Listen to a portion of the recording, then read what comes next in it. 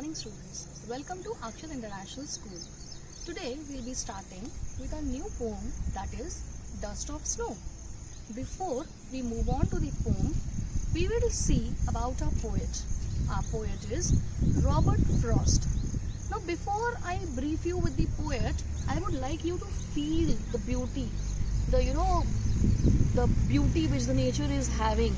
How do you feel, students, when we come out in a garden, or maybe sometimes when we are really sad? What do we do usually? We listen to some music, or we come out in the garden, sit there, and then how do we feel? We feel really good, right? Why? Because nature has a healing potential. Nature has a healing capacity. The wind, when it blows softly, gives us a feeling of relaxation. The positivity, the aura which we get is really making us feel positive. Okay, so the poet today which we are going to discuss is also considered to be as a nature poet. Robert Frost was a nature poet. He was an American poet, and most of his poetries you will find to be realistic, to be talking about simple objects, the common objects of the nature, like the trees, the woods, the wall. So these things seem very simple to us, but to our poet these things seem very big, and they seem to be really giving a deep hidden message to the poet.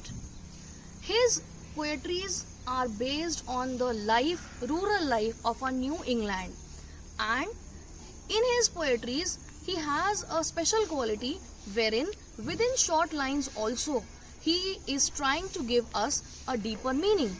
The poetry which we are going to start today is also an example of one such poetry.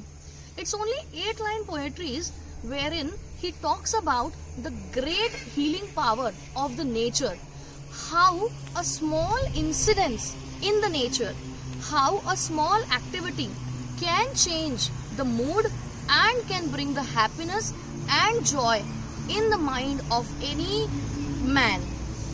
We'll see how the nature has changed and given a change of mood to the poet here. Okay, students? Now we'll move on to our poem, that is Dust of Snow, which is written by Robert Frost. First we'll read out our poem. The way a crow shook down on me, the dust of snow from a hemlock tree, has given my heart a change of mood and saved some part of a day which I had rued. Students, as I told you in the theme when we were discussing previously, that this poetry is one of the finest poetries written by Robert Frost, where he is talking about the healing power of the nature. First we'll discuss the themes, and then we'll move on to the explanation part. The first important theme here is communication between nature and humans. See students, we are always living in connection with the nature. We cannot assume ourselves to be living apart from the nature, right? We are both interconnected. When we are at a sad mood, so obviously we seek the help from the nature. So human and natures are interconnected, which Robert Frost highlights in most of his poetries. Second theme which he is talking about is healing power of nature. As I told you yesterday also when we were talking about that, this is what is the major theme of this poem, that when we are sad, when we are not in a mood, when we are in a gloomy mood, then we always seek help and we always want a shelter from the nature. When I am sad, I just try to listen to some soothing music, or else if I go for a walk in the nature. The cooling breeze, the wind when it flows softly, when it touches me, it relaxes my mind. It's always said that a morning walk, can relax you, can reduce all the pains, the tensions which you are having in your mind. So that power of the nature, the poet is talking about here. Apart from that, he also talks about the significance of small natural events. In this poem also, when we see that how a small incident of the nature has changed the mood of the poet.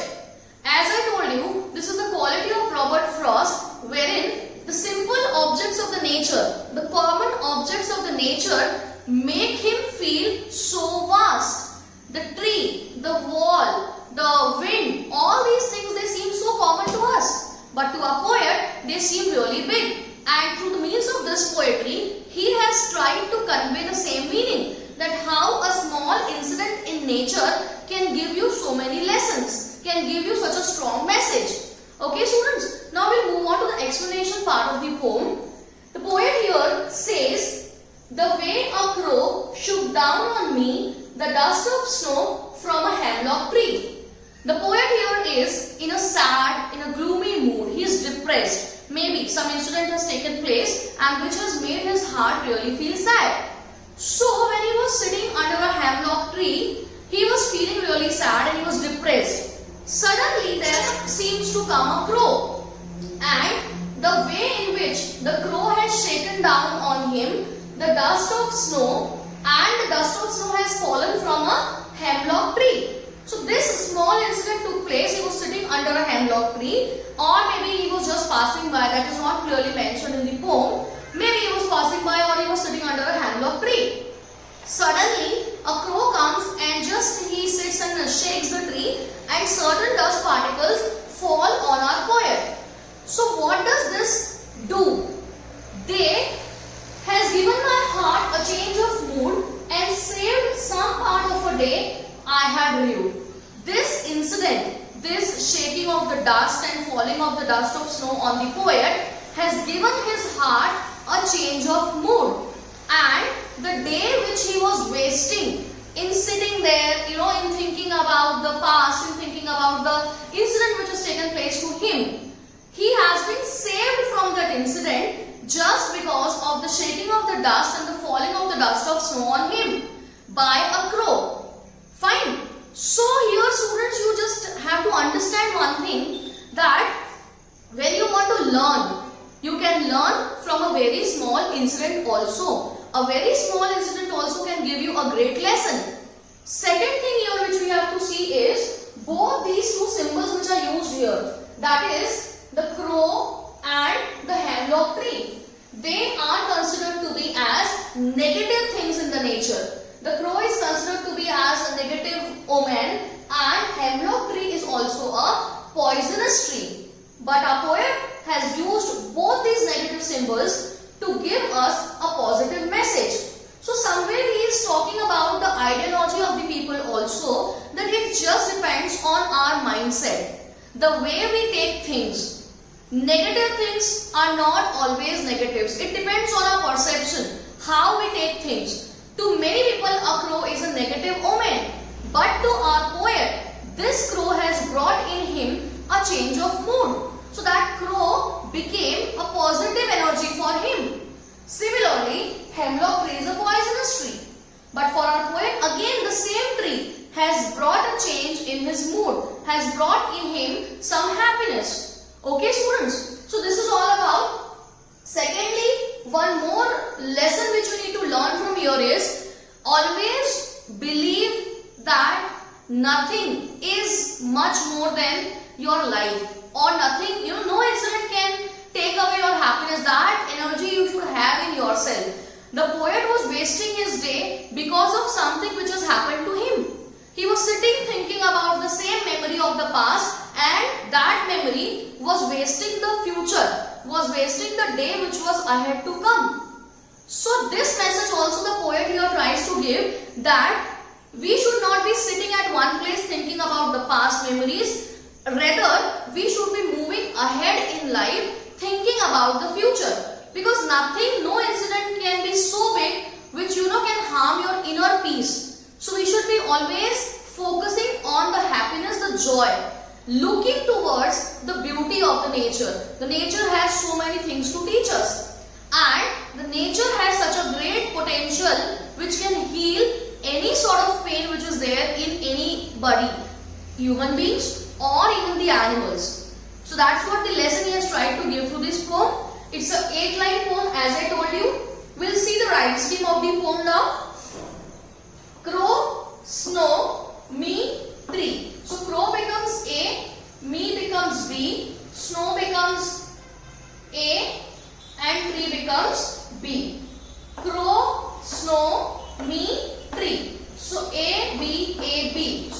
scheme of the first para is AB, AB.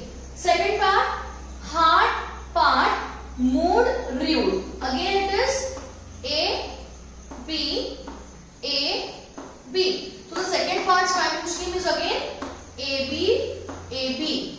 Okay, students? Now we'll move on to the figures of speech.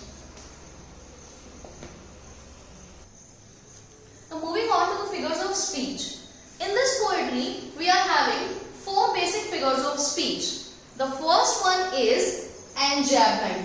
Now what is this? When in a poem, 2 lines are in continuation or the lines are in continuation without a full stop, comma, any punctuation mark, then that is called as enjambment. Now how this is there in our poem, we'll see that.